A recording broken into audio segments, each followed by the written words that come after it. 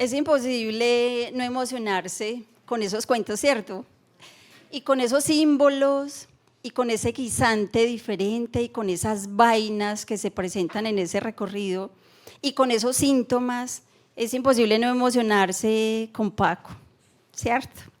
Y Paco es experto en símbolos, arquetipos, en el tarot.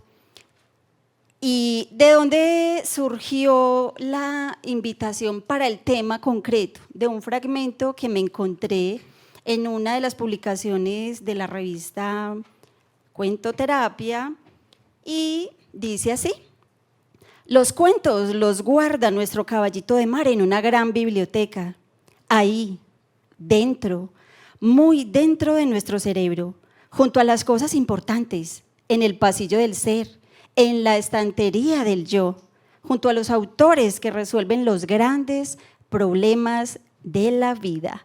Esos síntomas que con esos símbolos sanadores nos van ayudando ahí a avanzar. Muchísimas gracias, Paco querido. Un abrazo en la distancia de todos los aquí presentes. Y para continuar con la cuota de los super invitados nacionales, voy a presentar a Sonia Emilce García Sánchez, escritora, autora de los cuentos El Zoocielo, Un regalo inusual, Una silueta para Mau, El lápiz labial de mamá, Corazón valiente, y del libro Cuentos para toda clase de niños. Esos tres que observan ahí exhibidos, esos son lo de Sonia Emilce.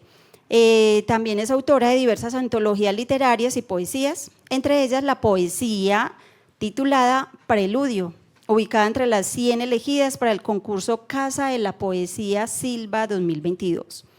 Es licenciada en Educación Especial de la Universidad de Antioquia, tutora del programa Todos a Aprender en la institución educativa La Salle de Campo Amor, y actualmente se está formando como cuentoterapeuta con la EIDEP y nos acompañará con su experiencia desde el alma. Muchísimas gracias, Sonia, adelante. Muy buenas tardes, ¿cómo están? De verdad que es un honor compartir con ustedes este espacio, estar acá me llena de gratificación. Hoy vengo invitada, quiero hablar como desde ese rol de escritora, cómo llegué a escribir literatura infantil. Entonces, la historia empieza desde un sueño de niña.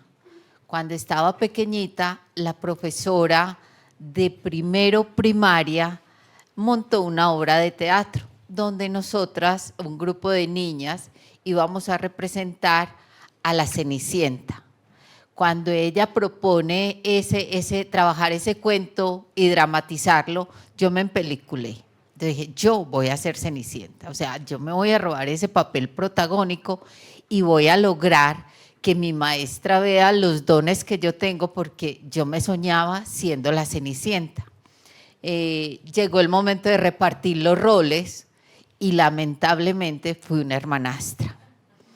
No se me quitaron las ganas. Fui la peor hermanastra. Yo creo que me robé el show mientras la hermanastra tiraba basura y hacía que la pobre Cenicienta hiciera sus cosas. Esta profesora nos llevó a la biblioteca en el municipio de Envigado, que quedaba en el parque, era la biblioteca central, y cuando yo llegué a ese lugar, para mí hubo una iluminación, entrar a ese espacio, ver los libros y fuera de todo lo que había, la literatura infantil me atrapó. Esa literatura infantil está llena de ilustraciones que la misma imagen tiene peso para transportarte y dejarte soñar. Entonces, esa semilla yo la cultivé en mi corazón. Yo decía, cuando estaba en esa biblioteca, yo decía, ¡ay! Que algún día un libro mío esté en una biblioteca. Eso es el sueño magistral. La vida de los niños en su ir y venir continúa, vamos creciendo, vamos en un proceso que hay que estudiar, llegó la universidad, el matrimonio, los hijos, los nietos, y sucede algo en el año 2011. La muerte es algo que es muy normal, hablábamos, todos tenemos el boleto, todos nacemos con el sello, pero no sabemos ni cuándo ni dónde. En el año 2011, mi papá, después de un diagnóstico de cáncer, muere. Y yo les narro a los niños que ese dolor hizo que la tristeza empezara a remojar en mi corazón esa semillita de mostaza que yo tenía. Y esa semillita de mostaza era el deseo de algún día ser escritora. Ya habían pasado muchos años, ya era abuela, y dice uno, bueno, ¿a qué horas voy a arrancar a escribir? Y empecé. La muerte de mi papá es como esa sacudida, el enfrentarnos a un cáncer, es eso que te dice, venga, ¿qué está haciendo usted con su vida? Está en modo automático, que él está apostando a esos sueños. Y tomé la decisión y empecé a estudiar. He dado con grandes maestros, entre ellos cuento con el profesor Luis Fernando Macías, con el cual estoy cada 8 días dentro de lo posible en los talleres de literatura que él dicta de Comedal. He estado en asesorías y aprendiendo mucho del profesor Memo Ángel, que ha acompañado varios de mis cuentos, también con el profesor Reinaldo Espitaleta, y en esa búsqueda, en ese camino, surge un tema. Entonces, escribirle a los niños qué nos motiva, qué implica. Una frase que escuché de un profesor, y él decía, cuando le vamos a escribir a los niños, el alma tiene que estar limpia. Yo decía, el alma limpia, ¿cómo llegar para con un cuento no dañar la psiquis de un niño? ¿Cómo llegar para con un cuento lograr que el niño coja su caminito sin que sea intervenido de una forma que no sea la adecuada y que él vaya por su camino? Era un reto muy grande y pensaba en los cuentos que a mí me hubiera gustado escuchar. Y como vengo del duelo por la muerte de mi papá, aparece un tema y es la muerte. ¿Cómo abordar la literatura infantil y darle ese toque de concebir la muerte y cómo trabajarlo? Y fue así como nació el primer cuento, que se titula El Zoocielo. Cuando yo hablo con los niños, les digo que mis lágrimas, mojando esa semillita de mostaza que tenía, empezó a echar raíces para llegar a dar frutos con este primer cuento. En este primer cuento se retoma como toda esa parte de la familia, de los aprendizajes que dejan los padres, y aparece ese concepto de una posibilidad de llegar al cielo, de encontrar un mundo mejor. Mi papá, muy católico, con su tradición, muy hablar de santos, entonces dentro de ese trabajo aparece él en esa historia y dice uno tan lindo, y aparece, hay algo muy especial que acompaña los procesos de literatura, la pregunta. Entonces surge la pregunta, cuando los animalitos se mueren, ¿a dónde van? Y aparece toda una historia que se teje en torno a la llegada de estos animalitos con San Francisco de Asís al cielo. Ese cuento se vuelve muy especial, sale y pasa como con los hijos, hacen su propio mundo. El cuento, cuando nace, cuando ya lo editamos, él sigue su camino. Ese cuento llevó a que en el municipio de Envigado me invitaran a escribir un cuento que hablara sobre los animales endémicos que hay en la zona de la Yurá. Se hizo avistamiento, se conocieron los animales endémicos y sale un cuento que se llama Corazón Valiente. De ahí sigo en la ruta con el proceso de la muerte y nace un regalo inusual. En este cuento se narra la muerte de 2 niños. Tomás, que en un accidente de moto fallece el 25 de diciembre de 2016, y de una familiar, una bebé que nace y muere. Entonces se busca como en ese momento de duelo encontrar y canalizar a través de historias. Estos dos libros, las ilustraciones yo las hice.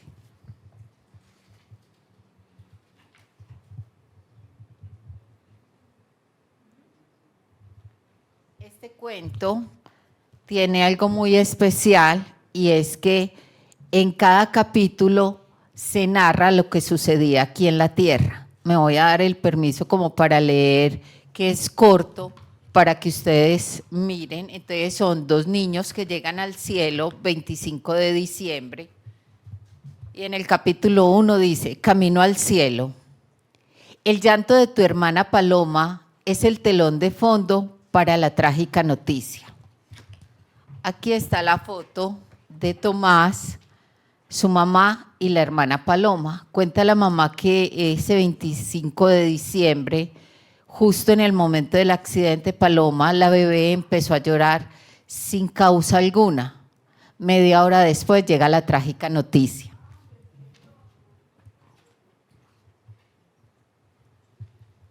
El capítulo 2 titula Lazos de amistad.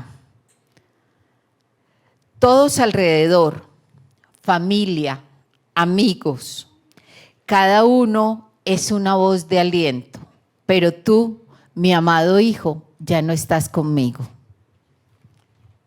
Y en la historia va narrando lo que viven estos dos pequeñines cuando llegan al cielo con San Pedro. Miren acá.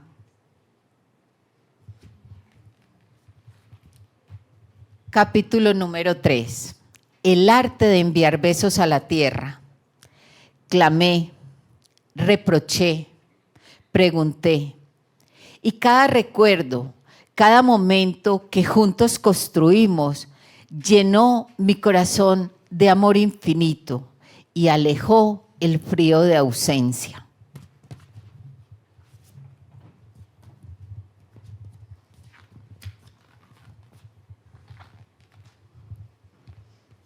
Capítulo 4. Mamá, ya soy un querubín.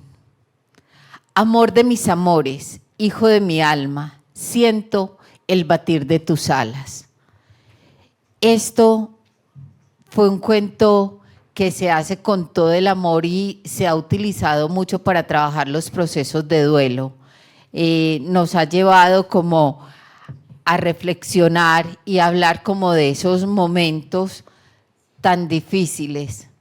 Y yo vengo en mi historia, salgo de mi vida del modo automático que venía y voy tras de mi sueño, que es ser escritora, que nace a partir del 2011, en ese punto de quiebre con la muerte de mi padre, pero la vida sigue repitiendo ciclos y sigue repitiendo historias. Y dentro de ese repetir de historias, en el año 2020 me diagnostican cáncer de mama.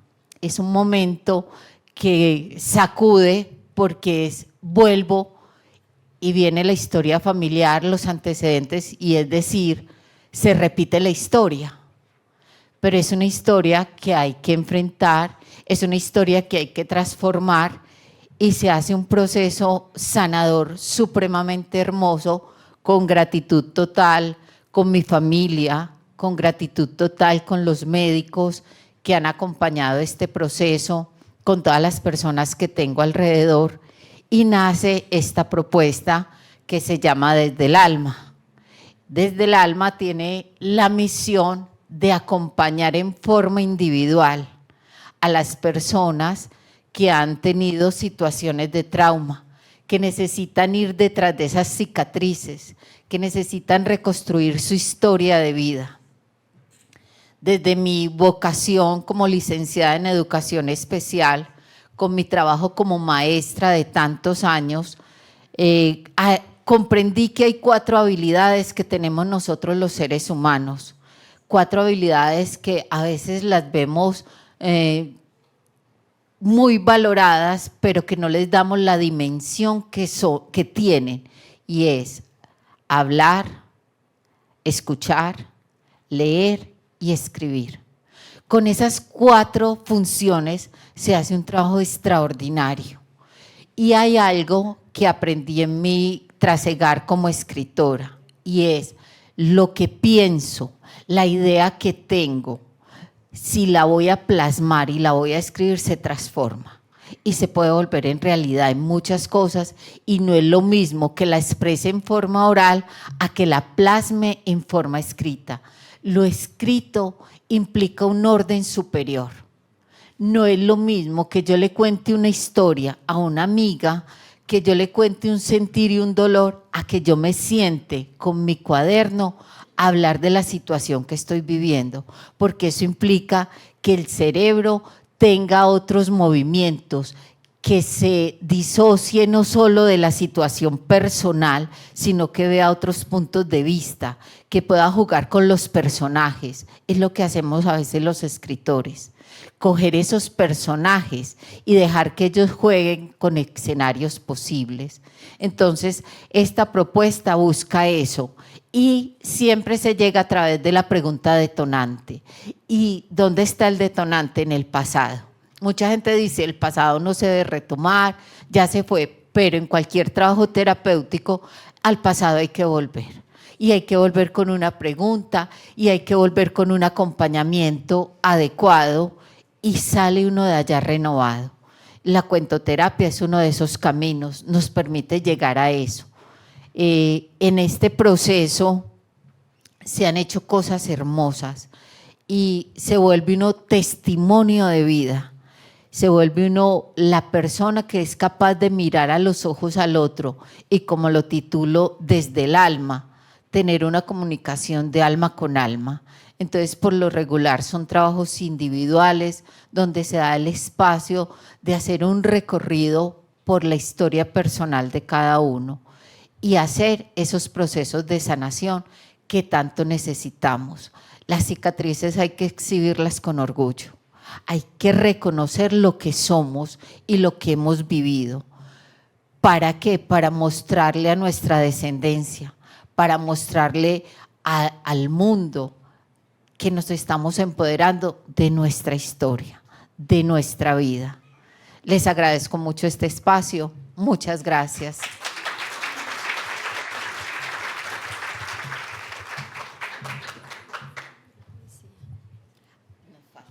Nos faltó la poesía de Sonia Emilce, la que fue clasificada entre las 100, que les conté ahora, que ya se me olvidó. Del grupo. De la Casa. Perfecto, proyecta esa, porfa.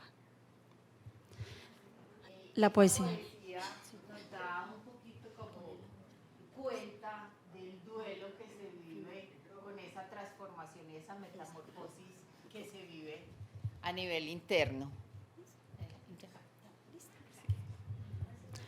La vamos a leer. Sí, la vamos a leer aquí entre todos.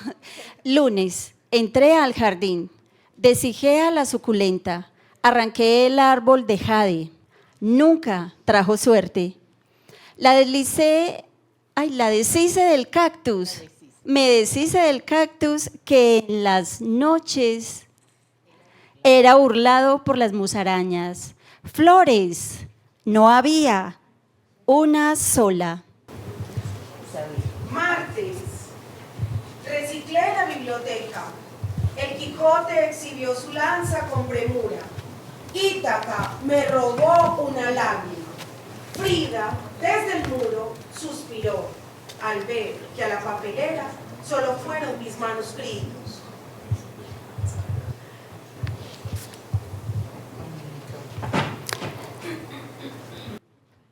Miércoles, se me perdió miércoles.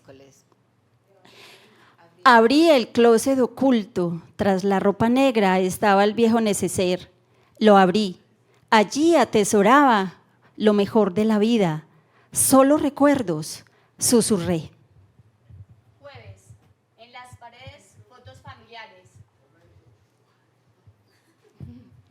Jueves, en las paredes, fotos familiares, cuadros anónimos, huellas de ausencias, boquetes que gritaban sus heridas, manchas del tiempo, soledades.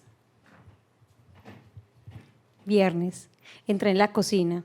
El grifo con su lágrima constante murmuraba, sin doliente, el eco de una pena, el crujido de puertas viejas, herrumbe, olvido.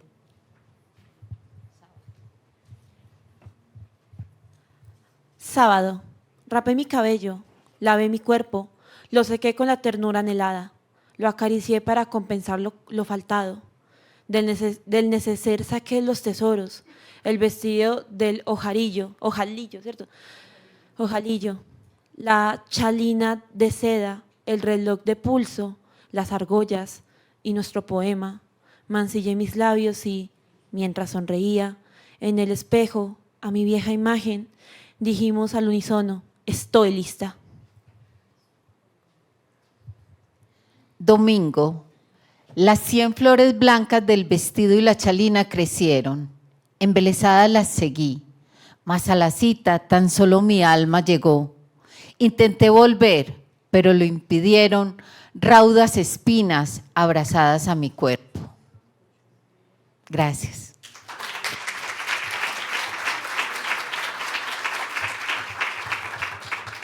Y gracias a Sonia Emilce por iniciar un viaje muy especial a las profundidades del alma y por compartirnos esa experiencia tan dolorosa desde su padre, desde la ausencia de su padre y desde la experiencia que ella tuvo, pero también desde ese crecimiento tan fuerte a partir de todo el acompañamiento desde la cuentoterapia y todo lo que nos ha compartido en este momento. Ese viaje al alma lo inicia Sonia y lo va a continuar Claudia Isabel Velázquez Mejía, psicóloga, magíster en educación y desarrollo humano, cuentoterapeuta y terapeuta gestal. Actualmente acompaña procesos psicoterapéuticos y ha trabajado como docente universitaria y psicóloga social. Tiene una apuesta enorme por comprender su experiencia humana. Por ello estudió psicología, una maestría en educación y desarrollo humano, cuentoterapia y terapia gestal. Todos esos conocimientos los ha llevado a los espacios laborales en los que se ha desempeñado desde lo social, educativo y psicoterapéutico. Ríe a carcajadas para que la alegría sea compartida. Le gusta el café, el vino, para compartir la palabra, la música, la poesía y los cuentos. Claudia se graduó de cuentoterapeuta apenas hace como un mes, 2 meses, y entonces ahí mismo le dije, venga para acá, está muy invitada al encuentro. Muchísimas gracias, Claudia. Gracias. Bueno, muchas gracias por estar aquí, por continuar también con nosotras. Hoy les quiero compartir cómo ha sido mi experiencia con la cuentoterapia y lo voy a narrar también desde mi experiencia de vida. Yo entonces, este proceso, como todos los cuentos, tienen entonces un inicio, una trama, un mensaje que hoy se los voy a develar, que sería como el mensaje oculto, que también a veces tienen los magos, y el desenlace. Entonces, hoy les voy a invitar a que me acompañen en este recorrido. Mi experiencia de vida, y también sería como un cuento que yo he creado, también ha tenido unos fragmentos. Entonces, también he tenido unas historias. Hoy les voy a contar solamente una parte de mi vida, un fragmento de ella, y esta inicia desde una búsqueda. Un día, sin saber cómo ni con qué pretextos, te das cuenta que todo lo que has construido se derrumba, que los sueños y anhelos que antes tenías ya no hacen palpitar el corazón, que la sonrisa se apaga, el rostro empalidece y comprendes que la vida tiene otros planes y que es hora de abordar otros barcos y explorar otros caminos.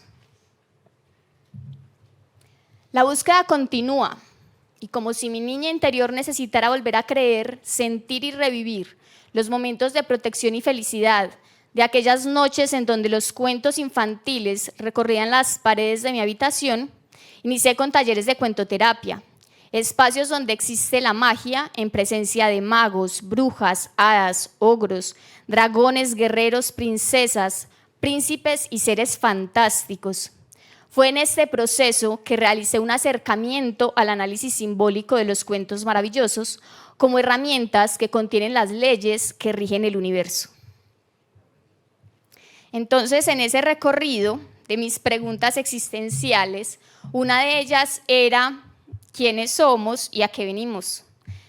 Si hay una posibilidad de descubrir la vida como un juego, ¿cuáles serían las reglas del juego? Entonces, en esa búsqueda encontré algunas reglas de juego, que también otras personas se han hecho esa pregunta y han definido algunos principios. Quienes los han nombrado han dicho que si tú te sabes las leyes o principios de la vida, creas o no, igual aplican. Es como las leyes de la física. Creas o no, existe la ley de la gravedad. Si tú tiras algo, se va a caer. Eso mismo es lo que rige el universo. Y esas leyes o principios dicen que si son transgredidos es lo que causa el sufrimiento humano. Entonces, Gerardo Schmeling, desde la magia del amor, propone como leyes el amor, la manifestación, la polaridad, la evolución, la correspondencia, la armonía y la naturaleza. Desde constelaciones familiares, Bert Hellinger ha planteado las leyes de pertenencia, jerarquía y compensación adecuada. Desde el hinduismo hay 4 leyes. Una es: la persona que llega es la persona correcta, lo que sucede es la única cosa que podía haber ocurrido, en cualquier momento que comience es el momento correcto y cuando algo termina, termina. En la cultura tolteca se hablan de 4 acuerdos. Haz siempre lo mejor, honra tus palabras, no te tomes nada personal y no supongas. Y desde la Cábala hablan de 13 principios que se consideran como un camino para superar desafíos y alcanzar la realización. En ese sentido, entonces, hablando de esas leyes en las que yo empecé a explorar, me encontré también con el Kybalión. En el Kybalión hay un fragmento que dice: los labios de la sabiduría permanecen cerrados, excepto para el oído capaz de comprender. Aquí entonces, si habían tantas leyes y principios universales que tantos autores habían planteado, ¿cuáles eran las bases o las raíces de esas leyes? Entonces me fui para la historia y me encontré con que el punto de partida para lo secreto y lo oculto es Egipto. Aquí entonces se plantea que desde Egipto también muchos de los otros países han venido teniendo otras doctrinas. Se dice entonces que Hermes, el que fue llamado 3 veces el Grande, tiene una doctrina llamada hermética y la filosofía fue escrita en el Kybalión. Es un libro de hace muchísimo tiempo, solo se tenía acceso a las enseñanzas quienes estaban preparados para entenderlo. Eso ha pasado, yo creo que las personas que también han estado explorando estos mundos han visto que en la historia muchos de los textos eran guardados solamente para que ciertas personas eruditas, sabios y sabias que pudieran comprenderlo, tuvieran acceso a esa información. No todo el mundo tenía esas posibilidades, pero ahora toda esa información ha sido compartida al mundo. Entonces, por eso el Kybalión aparece también como una de la filosofía para ser comprendida. Ahí entonces yo reconozco entonces los 7 principios que se plantean desde el Kybalión. Hermes es quien lo propone y entonces aparece el principio del mentalismo, que plantea que el todo es mente y el universo es mental. El principio de correspondencia, que dice como es arriba es abajo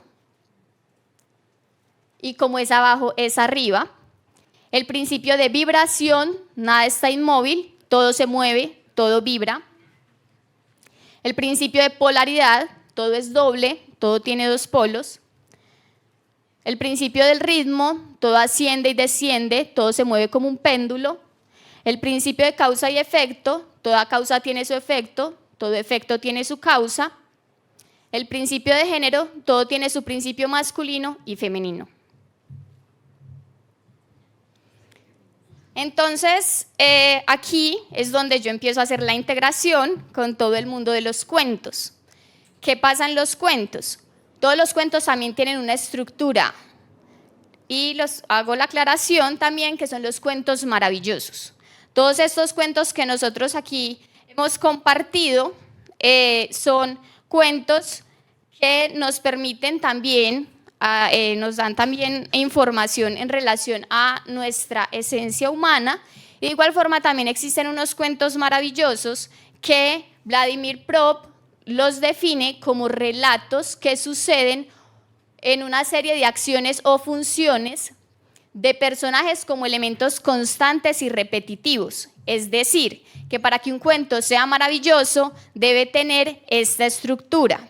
¿Qué pasa con esta estructura? Y es que se puede, por ejemplo, decidir si vamos a hacer un cuento y hacer la situación inicial, yo puedo tomar el punto 1 y el punto 3 y no hacer el punto 2. Eso es posible. Pero ¿qué no puedo hacer? Yo sí no puedo empezar por el punto 7 y luego irme al punto 2. Entonces hay una estructura de los cuentos maravillosos. Y es por eso que si nos vamos a la esencia del cuento, no podríamos inclusive saber quién fue la persona que lo escribió, porque eso ha pasado de generación en generación y la oralidad es la que nos da la información de por qué estamos en estos momentos, en esta existencia. Entonces, Vladimir Prop propone entonces una estructura. Les voy a leer entonces cuáles son los puntos que él nos define para que posteriormente hagamos el ejercicio y podamos ver cómo se integran todo lo que les estoy conversando. Entonces, en la situación inicial, el primer punto se llama alejamiento, es cuando uno de los miembros de la familia se aleja de la casa. El segundo es la prohibición, recae una prohibición sobre el protagonista. El tercero es la transgresión, se transgrede la prohibición. El cuarto es el interrogatorio, el agresor intenta obtener noticias.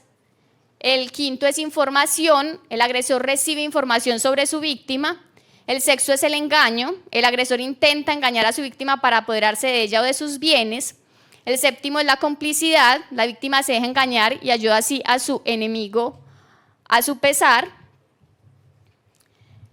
Hay entonces el momento de la intriga, que es el momento 8, fechoría o carencia. El agresor daña a uno de los miembros de la familia o le causa un perjuicio, o también puede ser que algo le falta a alguno de los miembros de la familia o uno de los miembros de la familia tiene ganas de poseer algo. El noveno es la mediación, se divulga la noticia de la fechoría o la carencia, se dirige al héroe con una pregunta o una orden, se le llama o se le hace partir. La décima es la acción contraria, el héroe buscador acepta o decide actuar. El 11 es la partida, el héroe se va de su casa.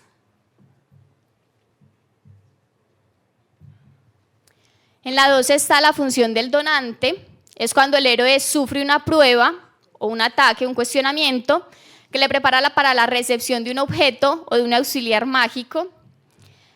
Está la reacción del héroe, el héroe reacciona ante acciones del futuro donante.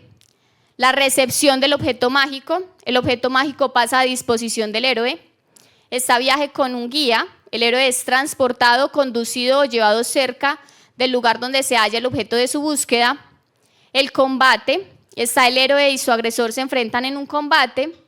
Está la marca, el héroe recibe una marca.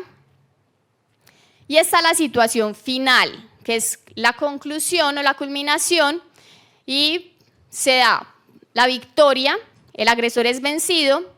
La reparación, la fechoría inicial es reparado, la carencia colmada. La vuelta, el héroe regresa. La persecución, el héroe es perseguido. Socorro, el héroe es auxiliado. Llegada de incógnito, el héroe llega de incógnito a su casa o a otra comarca. Pretensiones engañosas, un falso héroe reivindica para sí pretensiones engañosas. Está la tarea difícil, se propone el héroe de una tarea difícil o la tarea cumplida, que es la tarea realizada. Reconocimiento, el héroe reconocido. El descubrimiento, el falso héroe o el agresor, el malvado que ha desenmascarado. Hay una transfiguración cuando el héroe recibe una nueva apariencia. El castigo, el falso héroe o el agresor es castigado.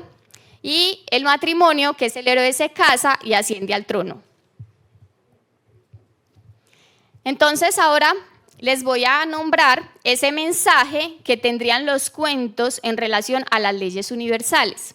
Para eso también acompaño la frase con Steiner, quien plantea: el alma del ser humano tiene una inextinguible necesidad de que la sustancia dentro de los cuentos de hadas fluya a través de sus venas, de la misma manera en que el cuerpo necesita de sustancias nutritivas fluyendo dentro de sí mismo. Ahora entonces les voy a leer el cuento Los animales agradecidos. Esta se encuentra en una recopilación que hace Antonio Rodríguez Almodóvar. Les voy a hacer la lectura para que ustedes también puedan ver la estructura del cuento. Y posteriormente les voy a decir en este cuento dónde se podría visibilizar, o bueno, por lo menos donde lo hice yo, las leyes del universo desde el Kybalión. La invitación entonces, ahorita como nos nombraba Paco, es que podamos fantasear un poco e imaginar la historia. Entonces este cuento se los voy a ir narrando y ustedes van a ir recreándolo en su mente con las imágenes que vayan llegando. Los animales agradecidos. Érase una vez un caballero que salió por el mundo a buscar la vida y las aventuras. Yendo por un camino se encontró con 4 animales, un león, un galgo, un águila y una hormiga, que estaban disputándose una res muerta. Cuando los animales vieron al caballero, le pidieron que les hicieran el reparto de la res. El caballero accedió y le entregó la cabeza a la hormiga, los huesos al galgo, la carne al león y las tripas al águila. Quedaron muy conformes los 4 animales y se dispusieron a comer cada uno su parte. Cuando ya hacía un rato que el caballero se había marchado, dijo el galgo: hay que ver, después del favor que nos ha hecho ese hombre, ni siquiera le hemos dado las gracias. Deberíamos pedirle que volviera. Está bien, dijo el león, que vaya el águila, que antes lo alcanzará. El águila echó a volar y cuando alcanzó al caballero le dijo que habían decidido agradecerle lo que había hecho por ellos y que volviera. El hombre dijo que sí. Por el camino iba pensando: ahora que ya se han comido la res, seguramente querrán acabar conmigo. Pero se equivocó. Cuando llegó donde estaban los 4 animales, el león le dijo: toma un pelo de mi melena y llévalo siempre contigo. Cuando quieras volverte león, no tienes más que decir Dios y león, y enseguida león te convertirás. El águila le entregó una pluma y le dijo también: cuando quieras volverte águila, no tienes más que decir Dios y águila. Y también el galgo le entregó un pelo suyo y le dijo: cuando quieras volverte galgo, no tienes más que decir Dios y galgo. Por fin la hormiga le dijo: todo lo que tengo me hace falta, pero toma este cuernito y cuando quieras convertirte en hormiga, no tienes más que decir Dios y hormiga, y en hormiga te convertirás. Siguió el caballero su camino y andando, llegó al castillo de un gigante que tenía a una princesa encantada. La princesa se hallaba asomada al balcón y le contó al caballero cuál era su suerte. El caballero quiso saber qué tendría que hacer para desencantarla, pero en esto que llegó el gigante y el caballero, para no ser visto, dijo: Dios y hormiga, y se volvió hormiga. Por una reja de la puerta se metió en el castillo. Por la noche llegó a la habitación donde dormía la princesa y dijo: Dios y hombre, y otra vez se volvió hombre. La princesa se asustó tanto al verlo que dio un grito. Entonces acudió el gigante, Pero antes de que entrara en la habitación, ya el caballero se había vuelto otra vez hormiga. El gigante dijo: a carne humana me huele. Si no me la das, te mato. Pero como no veía a nadie, se marchó. De nuevo la hormiga se volvió hombre y estuvo 3 noches hablando con la princesa, tratando de averiguar cómo podría desencantarla a ella y a todo el castillo. Un día, estando la princesa expulgándole la cabeza al gigante, le preguntó: ¿y cómo es para no estar yo aquí? El gigante no quería decírselo, pero tanto insistió ella que al final se lo reveló. A 14.000 leguas de aquí hay una laguna en medio de un bosque y en la laguna una serpiente. Hay que matar a la serpiente y abrirla. De ella saldrá una liebre. De la liebre hay que sacar una paloma y de la paloma un huevo que contiene mi vida. Hay que estrellar el huevo en mi frente y entonces moriré. La princesa, muy desanimada, fue y le dijo al caballero: siempre estaré encantada por todo lo que hay que hacer para desencantarme. Y le explicó lo que le había dicho el gigante. Yo traeré ese huevo, dijo el caballero, y se marchó. Después de mucho andar, se encontró con una muchacha que estaba cuidando unas cabras muy flacas. Se acercó y preguntó: ¿por qué están estas cabras tan flacas? Y contestó la muchacha: porque aquí cerca hay una laguna y en la laguna una serpiente que viene de vez en cuando y se come todas las cabras gordas. El caballero habló con el padre de la pastora y le pidió que le dejara a él cuidar las cabras. Por fin, una tarde, apareció la serpiente y el caballero dijo: Dios y león, y se convirtió en león. Enseguida se puso a luchar con la serpiente y lucharon durante mucho rato hasta que la serpiente pidió tregua y dijo: oh, quien tuviera un vaso de agua, que pronto la vida te quitaría. Y el león dijo: si yo tuviera un pan caliente y el beso de una doncella, yo te daría la muerte, serpiente fiera. Y así, una y otra vez, sin dejar de pelear a cada rato, la pastora, que estaba presenciando lo que ocurría, fue y se lo contó a su padre. Está bien, hija, dijo el padre.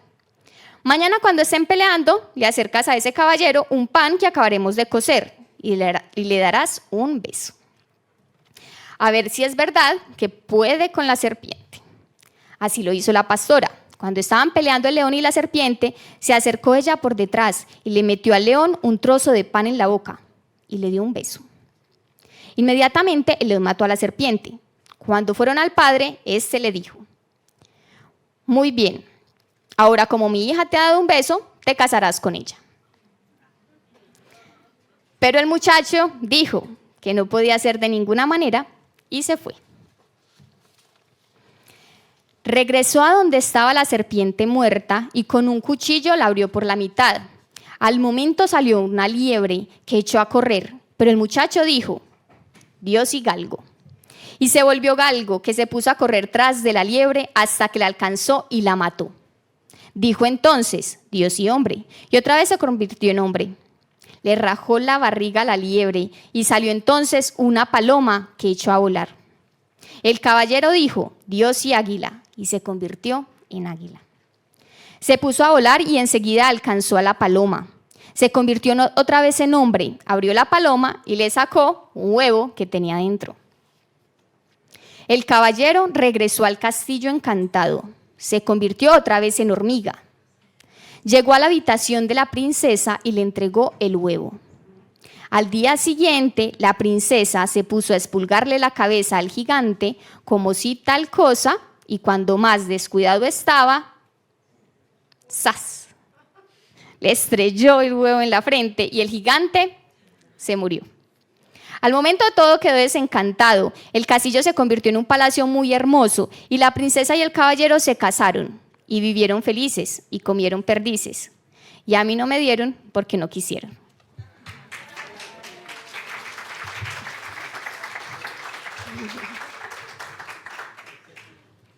Bueno, entonces este cuento que les narro, como ven, tiene que ver con la estructura que veníamos hablando de los cuentos de hadas o cuentos maravillosos, y en ella empiezo yo entonces a hacer una asociación con las leyes. Entonces, en la ley del mentalismo, que les habla de que el todo es mente y el universo es mental, se puede observar cuando el personaje principal inicia una aventura, ya que existe una fuerza que le moviliza a la búsqueda de la transformación.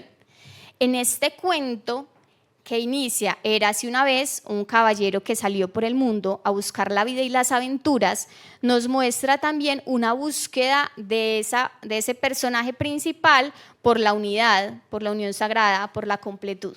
Entonces ahí podríamos ver la ley del mentalismo, y también la podemos observar cuando los animales entregan los objetos mágicos, porque esos objetos mágicos representan esa sabiduría interna que no tiene que ver siempre con la razón, sino que a veces es esa intuición que lleva a que se pueda transitar sobre esos conflictos, pueden ser, o también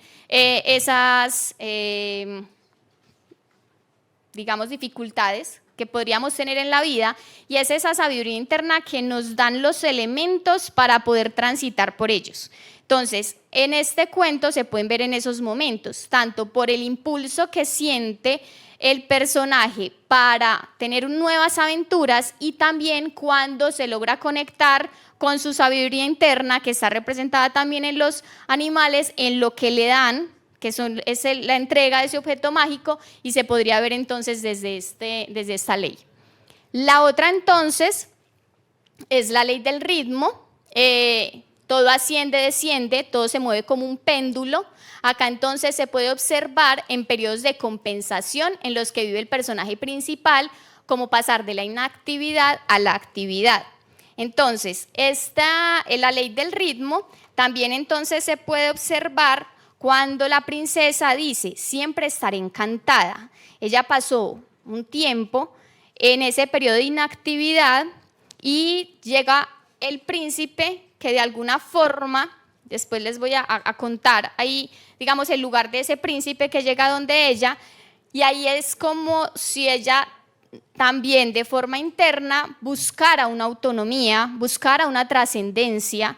Entonces ella pasa de momentos de inactividad a actividad, entonces es pendular. Por eso la ley del ritmo en nuestras vidas también se puede ver así, como que no sé si ustedes han sentido que hay momentos que ustedes están muy estables en la vida, llega una situación, una enfermedad, una relación, algo les genera un movimiento y la vida los va llevando, ¿sí?, a tener esos movimientos.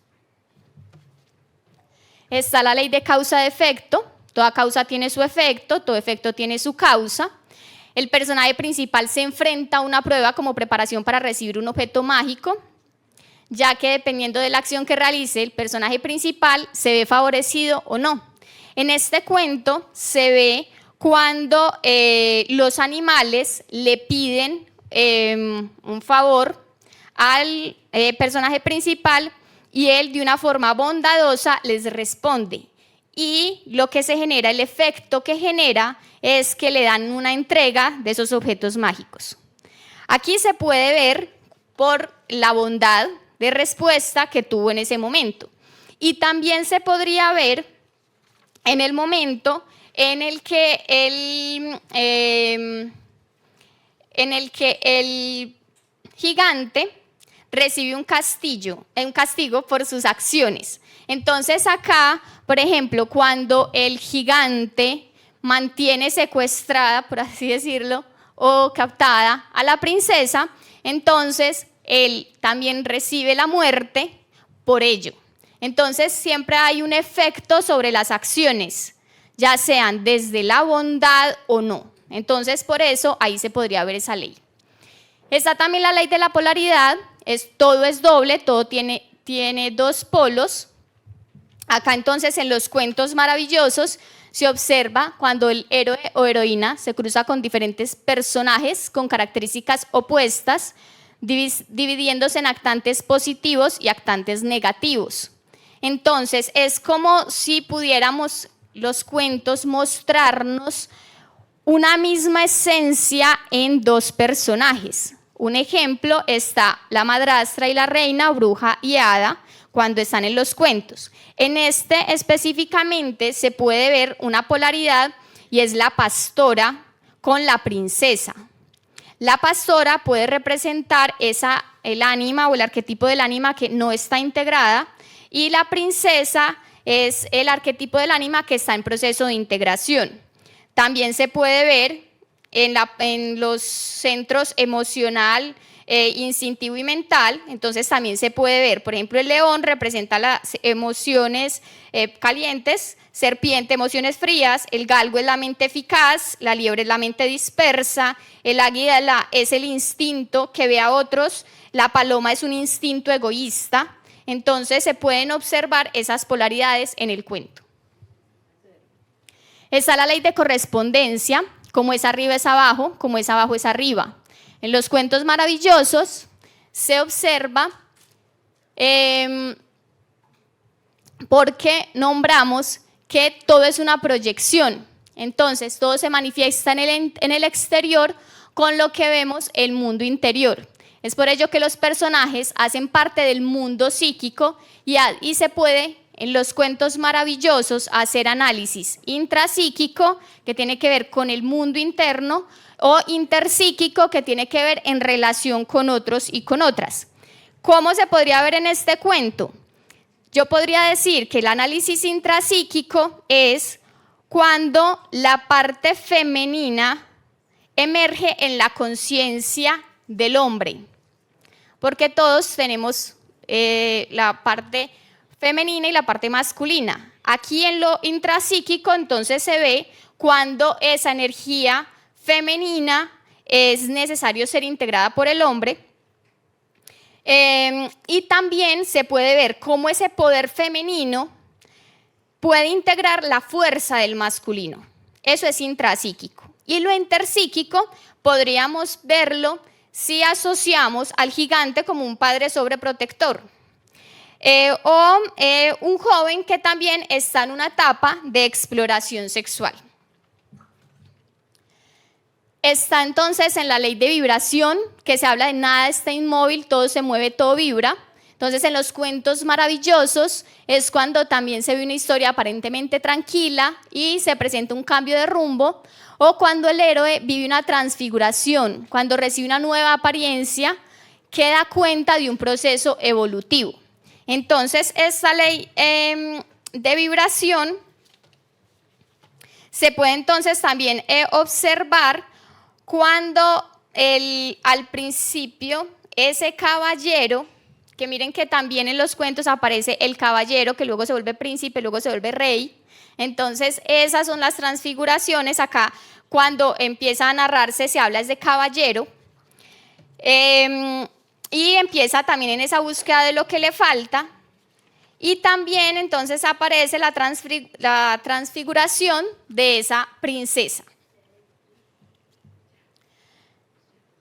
Y está la ley del género, todo tiene principio masculino y femenino, como también ahorita se los nombraba, y este se da en el encuentro de los personajes principales que representan energía femenina, que la energía femenina estaría asociado con el arquetipo del ánima. Esto es desde Jung. Desde la energía masculina es el arquetipo del animus, y acá entonces se puede observar con esa relación príncipe-princesa. Bueno, esa fue como la asociación que realicé, que finalmente es un encuentro de cómo los cuentos no necesariamente les tenemos que explicar esto a los niños y las niñas, porque ellos ya están con un lenguaje simbólico que logran captar el mensaje.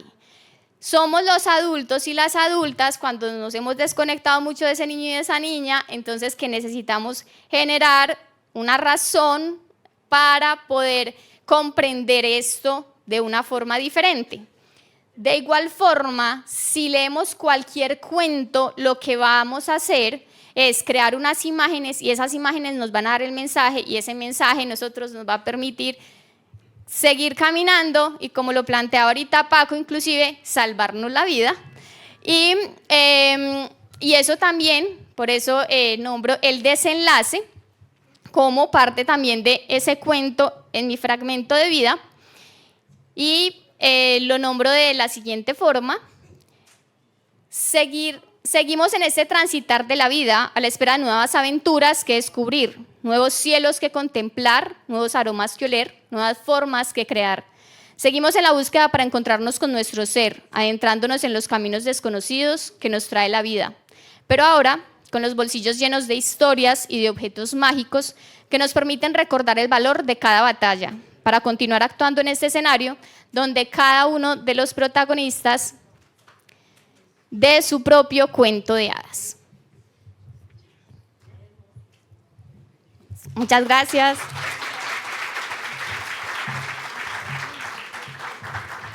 Muchas gracias, Claudia. Hoy no nos podemos tomar ni el café ni el tinto con ella, pero sí disfrutar esa mirada desde los cuentos a eso que nos rige universalmente,